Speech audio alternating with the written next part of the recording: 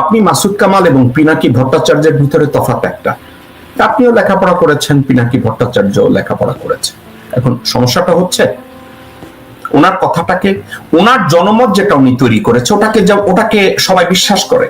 আপনি যেমন বিশ্বাস করেন মাটি দিয়ে বানানো ওই নুনুটা, শিবলিঙ্গটা আপনার জন্য ভগবান, পিনাকি মনে করে না ওটা কোনো ভগবান না, ওটা কাদা দিয়ে বানানো ভগবান শিবের নুনু। তফাৎটা বুঝছেন মাসুদ কামাল? আপনি কি বুঝেছেন তফাৎটা কোথায়?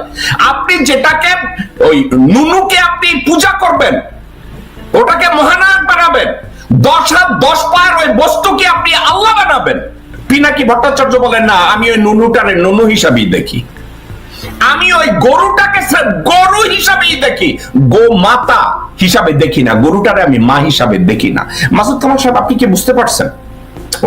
এখন পিনাকি যে জনমতটা তৈরি করেছে, ওই জনমতটার জন্য তার কিছু অব্লিগেশন আছে। কি অব্লিগেশন? এত বড় একটা জনগোষ্ঠীকে উনি একত্র করেছেন এবং জনগোষ্ঠীকে একত্র করার পরে তার একটা টার্গেটকে সে সামনে দিয়েছে। এখন আমাকে অনেকে জিজ্ঞাসা করে, ভাই পিনাকি নাকি রয়ের দালাল, পিনাকি নাকি অমুকের দালাল। ভাই একটা কথা আমি বলি, আমি পিনাকির জীবনে বিশ্বাস করি না, আমি দেখিও না, আমি জানিও না পিনাকি কে, কিন্তু সোফা শেষ সামনে আমাদের সবার সামনে যেটা প্রকাশ করছে, আমি দেখি একটা জনমত সে তৈরি করতে সমর্থ হয়েছে এবং বাংলাদেশের অস্তিত্বের প্রশ্নে সে যেসব কথাবার্তাগুলো বলে, ওই কথাবার্তাগুলো অত্যন্ত ভাইটাল যদি হয়, একজন সুস্থ সাংবাদিক হিসাবে আপনি কি তার নিরাপত্তা চাইবেন না? একজন সুস্থ শিক্ষিত সচেতন সাংবাদিক হিসাবে ওই লোকটার অবস্থানকে আপনি কি সম্মান করবেন না? ফর এক্সাম্পল, পিনাকি ভট্টাচার্য যদি বলে আমি আজকে বাংলাদেশে আসি এবং বাংলাদেশে আসার 24 ঘন্টার ভিতরে উনাকে যে অ্যাসাসিনেট করবে না, বা জেনারেল ওয়াকারের ডিজিএফআই বা সিআইডি অথবা এনএসআই পিনাকিকে যে অ্যাসাসিনেট করবে না, এটা আপনি কেমনে জানেন? Can you take full responsibility that Pinaki Bhattacharya আপনি দেশে আসেন, আমি দেশের সব আপনার নিরাপত্তা দেব, এই যোগ্যতা কি আপনার আছে? এই রিসোর্স আপনার আছে? আপনি তো আপনার ঘরের মধ্যে কি হয় ওইটাই সামলাইতে পারেন নাই, আপনি পিনাকির দায়িত্ব নেবেন। এখন আপনি পিনাকিকে বলছেন সুন্দর একটা মহিলা দেখলে আম্মা ডাকতে হবে। পিনাকি রে তো আমার এতটা ক্রেজি মনে হয় না। পিনাকি আল্লাহ হযরত আমি এটা বলছি না, পিনাকি ফেরেশতা আমি এটাও বলছি না, সে সাধারণ একজন মানুষ, কিন্তু একটা জায়গায় অসাধারণ। আপনি যেখানে ডাকলে, আপনি ফলো করলে আপনার ওখানে 300, 400, 1000, 5000 লোক যায়, কিন্তু পিনাকির ওখানে কয়েক লক্ষ লোক যায়। তো সেক্ষেত্রে আপনার চেয়ে তো কোয়ালিটির দিক থেকে তার কিছুটা হইলেও সে একটু সুপিরিয়র নাকি? এখন আপনি বলবেন হ্যাঁ মিথ্যা তথ্য। আরে ভাই, সত্য আর মিথ্যা তথ্য, ওনার ডক্টর পিনাকি ভট্টাচার্যের একটা মিথ্যা তথ্যকে রিবার্ট করে প্রমাণ করেন না কেন যে উনি একটা ভণ্ড? আপনি প্রমাণ করেন না কেন যে উনি রয়ের দালাল? আপনি কেন প্রমাণ করেন না যে পিনাকি আসলে একজন চুপার উস্তুম? এটা তো পারছেন না। কিন্তু কি পারছেন জানেন?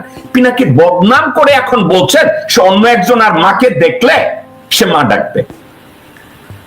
আমি পিনাকিরে কখনোই দেখি না সে অন্য একজনের মা ডাকবে। পিনাকি যদি এত সহজে অন্য একজনের মা ডাকে, তাইলে তো বহু আগে পিনাকি লা ইলাহা ইল্লাল্লাহ মুহাম্মাদুর রাসূলুল্লাহ বলে আপনারে আর আমাদের মুসলিম সম্প্রদায়ের খুশি করতে পারতো। এখনো তো করে নাই। তো ঈদের সময় তার শুভেচ্ছায় দেখেন না, সে বলছে দোয়া করেন আমার জন্য, আমি যেন কোনোদিন সত্যিকার অর্থে আপনাদেরকে বুকে জড়ায় ধরে ঈদ মোবারক বলতে পারি। কথাটা কি আপনি শুনছেন? আমি তার ঈদের শুভেচ্ছাটা আমি শুনছি। আমার একজনে পাঠাই বলছে দেখেন পিনাকি কি করে বর্ণামি করছে, কিন্তু আমি ওর মধ্যে বর্ণামির কিছু দেখি না। আমি যদি পিনাকির মধ্যে বর্ণামির কিছু দেখি, তার হাড় আর মাংস আলাদা করে আমি সমালোচনা করবো, আমার কোনো অসুবিধা নাই। কিন্তু ভাইরে, জাস্ট একটা লোককে for the sake of criticism আপনি এভাবে সমালোচনা করবেন, it doesn't make any sense. Even if you are a professional journalist, does that make any sense that you are criticising someone from the perspective of something that you can not reach হিম?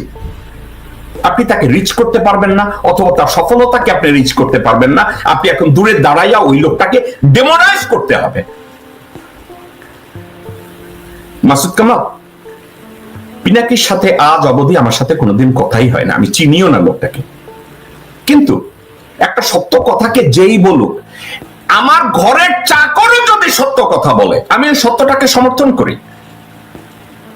আমার প্রতিবেশী একজন হিন্দু মানুষ, গর্বিত বাংলাদেশে, সে যদি সত্য কথা বলে আমি তাকে সম্মান করব, হোক না হিন্দু, কিন্তু কথাটা তো সত্যি। As far as I'm concerned, পিনাকির ব্যাপারে বহু লোকের সন্দেহ আছে, কিন্তু কেউ কি আজ অবধি একটা প্রমাণ করতে পারছে যে পিনাকির সাথে রয়ের এই কানেকশন আছে বা পিনাকি ভট্টাচার্যের এই কথাটা অথেন্টিক না?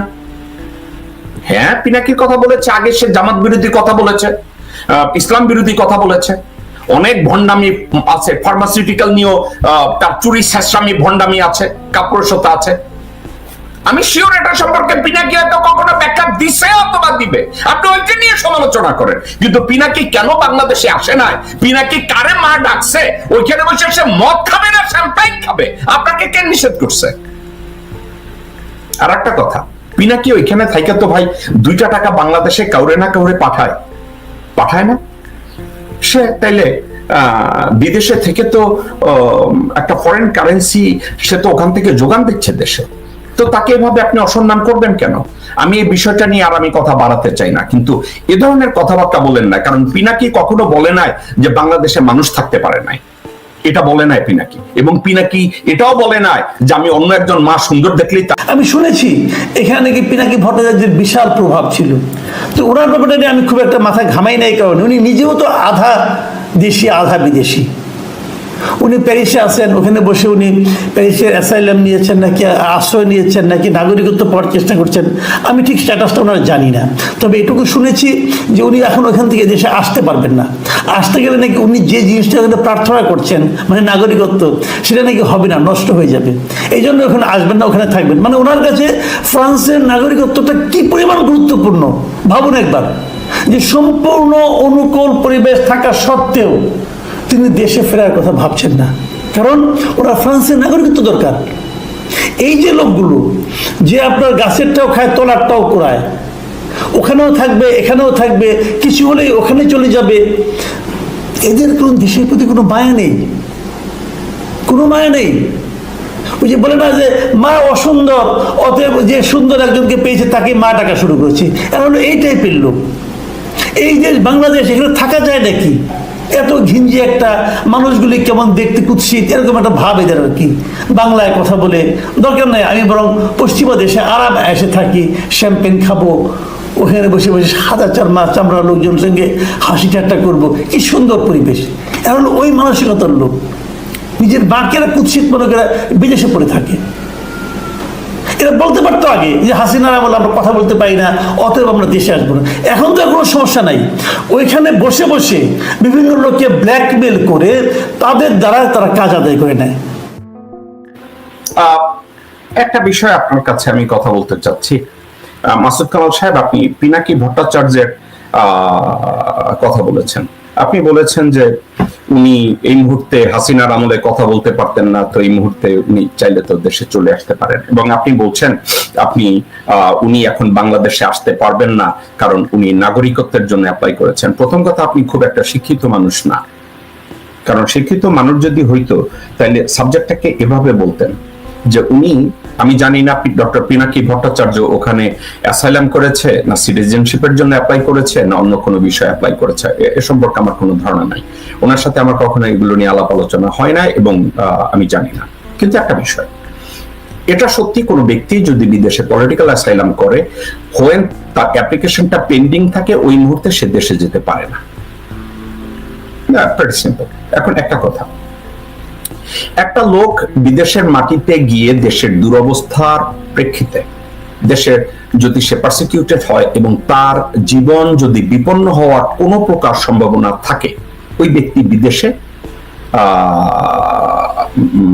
অ্যাসাইলাম করতে পারে। আপনাকে যদি ঠান্ডা মাথায় মাসুদ কামাল আপনাকে আমি বলি, 50-এর এবং 60-এর দশকে মোসাদ্দেক ফল করার পরে আয়াতুল্লাহ রুহুল্লাহ খোমেনি নিজে ফ্রান্সে গিয়ে পলিটিক্যাল অ্যাসাইলাম করেছে, উনি পলিটিক্যাল আশ্রয় নিয়ে ওখানে ছিলেন। এখন একটা কথা, আপনার